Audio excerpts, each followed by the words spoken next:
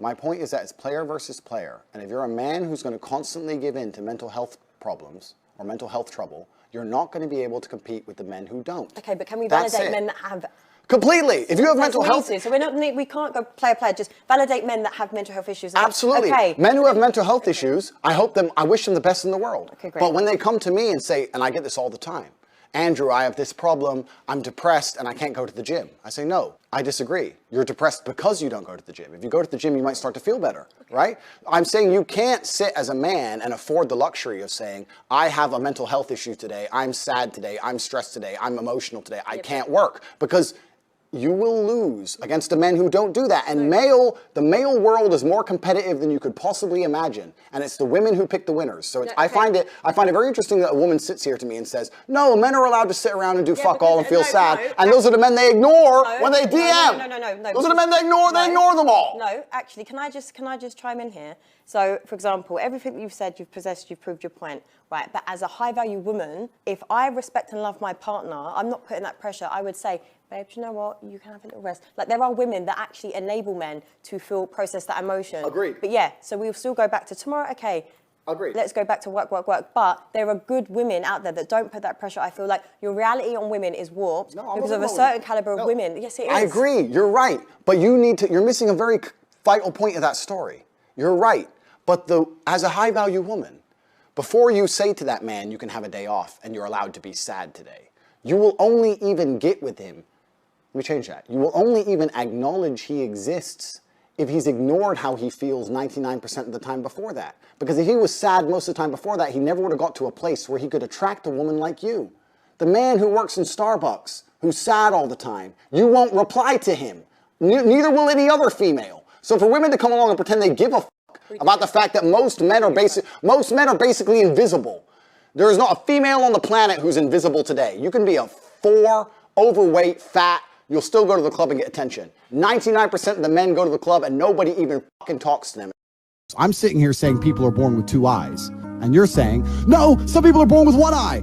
Yeah, but in general, when you say how many eyes does someone have, you say 2. Now, if someone asks me how many eyes does someone have, and I say 2, and you were to run along and go, I know someone with 1 eye, that does not make me fucking wrong. So you're just trying to use exceptions to disprove rules, and it doesn't work that way. I'm 6'4", 110 kilograms. I got my fucking muscles, I got my cars, I got my big ass house, I got the jacuzzi. Aikido. Would you like to come on a date and drink some champagne, sit in the jacuzzi with me? No, I want to date the fat guy with a podcast who's short. Actually sure that a lot of women would prefer to date me. I'm not saying that as a flex, just It's late at night for me. I came here to have fun. You're being boring. No one thinks you're cool. No one thinks you're intelligent. No one thinks you're funny. I don't think I'm cool or intelligent. I just have questions and you're not answering them for some reason. You're not the police. I don't have to answer you. No, not at all. No, I am not the UK police nor the Romanian one. Blammo!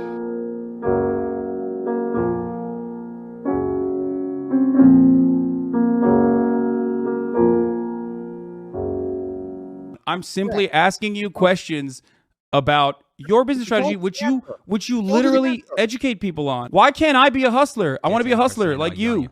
I want to be a top G, a top bloke, a proper bloke. Right. Trauma and difficulty is extremely important because it's the building blocks for mental fortitude. Having a life with no adversity is bad for you, but adversity in and of itself is not good for you. It has to be adversity that you have the tools to overcome. That's the type of stuff that builds up human beings. If you take somebody and you throw them in shitty situations over and over again, and they don't have the tools or resources to deal with that, or the mentors to help them, that's not good for you. It doesn't build character. It doesn't make you a better person. I always hear this like really simplistic take, like we need bullying. People need to suffer to be good humans, blah, blah, blah. Like tons of people suffer and tons of people are bullied that grow up and end up being fucking losers their whole lives, or they end up having no self-esteem, or they end up being destroyed in other ways. So why would you have the name Woo if your real name's Trey? How did you come to that conclusion? Because, you know, there was a rapper named Pop. Shut the fuck up. Anyway. Me? No, I was talking to you. I was talking to Tate. Bald ass egghead bitch. Now. That's a bit extreme. We've just met each other. I don't think there's any need. I guess I came out a little aggressive. I think you did, yeah. And it's fine because it's the internet and everything, but I don't think Nah, but IRL, I'm like that too. I don't know if you'd survive very long if that's how you. What would you do if I was going on girls' holidays every other month? I have to shut that down. I think it's disrespectful. Do you go on holiday? I can do whatever I want. This man has so many double standards. I think he honestly believes his own rubbish. It's absolutely disrespectful for a woman to be with a man and then want to run around with her girls. In fact, she even asked to go. It's disrespectful. I'll give the game away to the entire YouTube world why I've destroyed absolutely everybody in any debate ever. I say things that they know are true and that they agree with, but I say it in a way that angers them emotionally, and they get caught up in their brain because they're saying, he's saying the truth, but I'm pissed off by how he's saying it. So I want to argue with him, but he's right. So instead of saying men are physically stronger than women, I'll say females are weak. Females are weak. Well, females are weak. Females are weak. Men are strong. Females are weak. No, but females are... But I'm right, and he knows I'm right. But he's mad now, and so is she, and they sit there, and it happen on Dave Portnoy. You end up having a whole group of people sitting there trying to argue, well, some women are strong like men, trying to argue the fact that women are as strong as men physically, because I've emotionally controlled them all and upset them all. And then I do a podcast, and I get billions and millions of views and unlimited likes against good debaters like Dave and his little crew by just emotionally controlling them. It's an emotional game. I wreck them. I've never given this game away before anyway. This is what I do. I sit there and I say something they know is true in a way they can't agree with it, and I fucking control them all. Because they're stupid. Just imagine in these scenarios, we are together. Okay. What would you do if I wanted to start an OnlyFans? I don't think there's anything intrinsically wrong with women doing OnlyFans, as long as I had influence and control over it. What do you mean? Doing a video photographer and get the angles, yeah? No. I'm not doing any real work, but just like taking all the money. If my chick said, I want to do OnlyFans, I'm like, all right, then cool, go do it. How much you made? 10 grand. All right, give me 8. All right, cool. All right. What woman is going to give you 8 grand? Because you're my woman, you're doing OnlyFans. You're selling my product. What the fuck? Your product. Yes, The correct. woman, she's not Next your question. possession. No. Product. Like, do you own me? No, sorry. Like, your ego is a bit too big. You don't own me. I'm not a product. I'm not an object. Okay, Mr. Tate? I'm just answering it. I don't know if you're being serious. I'm totally serious. How would I let my chick do OnlyFans and keep all the money? That's disrespectful. What woman is ever going to give you that? Then she better not do OnlyFans. Duh. Oh my God. That upset her, didn't it? It upset her to say that you're mine, and if you're mine and men want to pay for it, then the money is mine. But that's the basic dynamic of a relationship. You're mine. So if you want to sell what is mine, that's fine, but I need to get paid. And that, you know what we again, I'm not saying people hire men to grow up and be their biggest, strongest version of themselves, emotionally, mentally, physically, in every single realm. That is not a negative thing. There's nothing wrong with a man being big and strong. Strength does matter. The difference is in the real world, it's hard to achieve. And because it's hard to obtain, it's the ostrich problem. You don't want to accept that it's hard to do. You don't want to go through the pain to get it. So you want to pretend it doesn't matter. Just because you don't want to go through the bullshit it requires to be a physically dangerous individual does not mean physical dangerous individuals are not respected by society. I don't think you're a bitch. I think you're a water boy. Water boy for patriarchy and capitalism and whatnot, right? And sort of regressive ideas about manhood, and which is why the teenage audience like consumes it so much. You got these young boys that are like grappling with feelings of powerlessness, and you come in and offer them like the ultimate machismo ideas of like how to be a man, but you're so off base, bro. It's tragic, really. So you think that I am inspiring the youth of today, the masculine youth of today, to become men, and you think that's a negative thing? Why? No, I don't think you're inspiring them to become men, because like real men are in touch with their emotions and their vulnerability and don't need to be like wielding and taking power. Real men are self-aware.